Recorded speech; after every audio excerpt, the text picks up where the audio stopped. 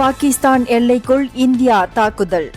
பஹல்காமில் 26 அப்பாவி உயிர்களை பறித்த பயங்கரவாத தாக்குதலுக்கு பதிலடியாக தாக்குதல்களை திட்டமிட்ட மற்றும் நடத்திய பாகிஸ்தான் மற்றும் பாகிஸ்தான் ஆக்கிரமிப்பு காஷ்மீரில் உள்ள பயங்கரவாத இலக்குகளை குறிவைத்து தாக்குதல் நடத்தியுள்ளோம். ஆபரேஷன் சிந்தூர் எனும் துல்லிய தாக்குதலில் 9 இலக்குகள் குறிவைத்து தாக்கப்பட்டன என இந்தியா கூறியுள்ளது. பாகிஸ்தான் ராணுவ தளங்களின் மீது இலக்கு வைக்கப்படவில்லை எனவும் மிகவும் கவனத்துடன் தாக்குதல் நடத்தியுள்ளதாகவும் இந்தியா தெரிவித்துள்ளது.